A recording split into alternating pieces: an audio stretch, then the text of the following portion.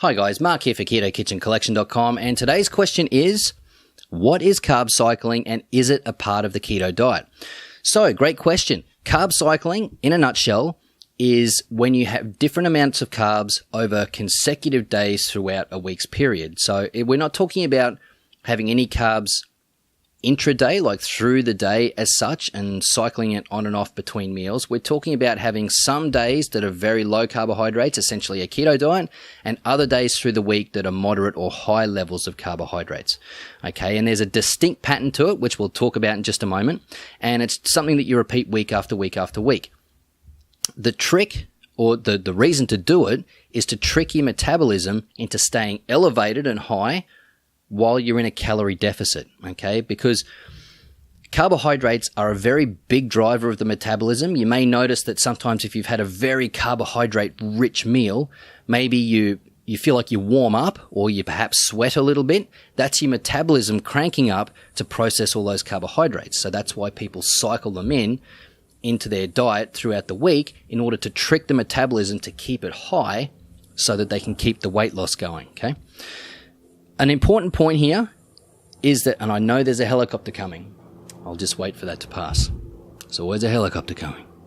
An important part of carb cycling, though, is that when you're on your high carb days or moderate or high carbohydrate days, you're still in a calorie deficit, okay? These are not cheat days. These are eating whole food, good quality food, and maintaining a calorie deficit.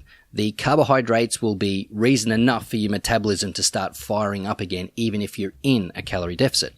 So, why would people do this, or who does this? It's typically done by especially bodybuilders or physique competitors when they're trying to get really, really low body fat levels but maintain the amount of muscle they've got. And it's just another way to help them keep losing body fat when their body really doesn't want to, when it's at such low body fat levels already. But it is something that anyone can incorporate into whatever diet they're doing, or into their daily eating regime. It's not technically part of the keto diet, but it includes aspects of the keto diet, being that you're on very low carbohydrate days sometimes. So let's have a look at an example just to help clarify what we mean here. So you might start on Monday and go through to Friday on very low carbohydrate days, meaning the keto diet. You're on no more than 20 grams of carbohydrates per day. You get to the weekend and you have moderate carbohydrate days. So you may be up to 100 to 150 grams of carbohydrates. That's not eating junk food. It's not cheat days. It's not a cheat weekend, and there's no cheat meals. It's still eating good, clean, whole food, but you're still in a calorie deficit. Another example is you might have Monday and Tuesday as very low carbohydrate days, no more than 20 grams. So that's, for all intents and purposes, a keto diet. Wednesday, you'll have a moderate carbohydrate day, which is, again, 100, 120 grams of carbohydrates throughout the day. Thursday and Friday, you're back onto very low carbohydrate days, essentially the keto diet, no more than 20 grams per day. And then Saturday, Sunday, you'll crank up to high carbohydrates. So you may be on 200 to 250 grams a day of carbohydrates. Again, it's not cheat days. You're not having cheat meals, and you're not eating junk food, and you're not eating sugar. You're eating good, clean, whole food, and you're in a calorie deficit. You've just moved around the macronutrients. So your fat will come way down on those high carbohydrate days. Your protein will stay roughly where it is, or maybe bump up a little bit, and your carbohydrates will jack right up to help trick your metabolism into firing up again to keep losing the fat. So that all sounds pretty good. I mean, if you can do that, you get carbohydrates sometimes to satisfy the carbohydrate cravings. You're in keto food and meals and days some of the time as well. What's the catch here? What's the problem? Well, there are some challenges with doing this. While it may be effective, especially for people who are at very low body fat levels, and look, it'll be equally as effective for anybody, but there are challenges, and pretty much everyone's going to experience them to some degree. So first of all, you'll start going through keto flu. When you're on the very low carbohydrate days and you're transitioning into ketosis, you guys know it's not fun. You've heard of keto flu, and it's something you want to get through as quickly as possible. If you spend a couple of days or the middle of the week trying to get into ketosis on very low carbohydrate days, and then every now and again you just throw in some carbohydrates, you're going to bump yourself out of ketosis. You'll get yourself out of the keto flu as well. But if you're just going to follow it the next day with low carbohydrate days, getting back into the keto flu and moving towards ketosis just to never quite get there because you throw in some carbohydrates again and repeat, you're going to feel terrible. It's going to be like almost permanent keto flu. And that's why carb cycling doesn't really work for me. Well, it works, but just mentally, it's something that's really challenging for me. And I find that the challenge is significant enough that it's distracting to everything else I'm trying to achieve in my life. Just getting work done through the day, having good relations with my other half, all that sort of thing, and my family and friends and whatnot.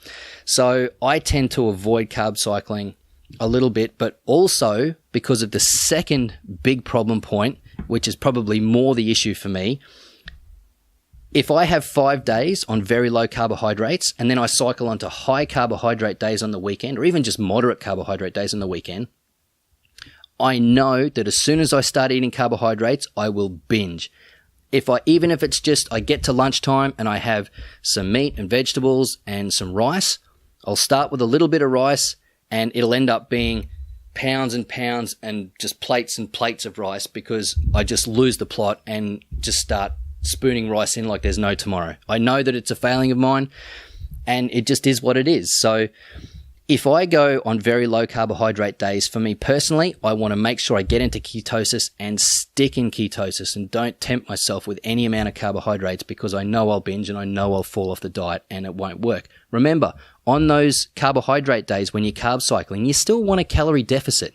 Okay, you don't want to, it's not a free day to just eat whatever you want. That's not how it works, and that's not what carb cycling is. So if you do want to know more about cheat days and how to approach them specifically, you'll find a video linked in the top right-hand corner of this screen. It's also linked in the information section below. If you have any questions about carb cycling specifically, then join the conversation in the comment section below. And if you got some value from the video, please like, share, and subscribe, and I'll see you guys on the next one. Now, guys, a bit of behind the scenes. This is what I go through to get these videos to you guys. This is what I got crawling all over me while I do these videos, yeah? I mean, I don't even know what those are.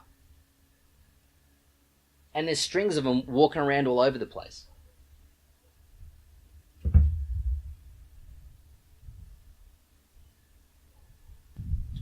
Anyway, hopefully you guys can appreciate the effort I'm going to. And if you do, give me a like, share, and subscribe. Cheers, guys.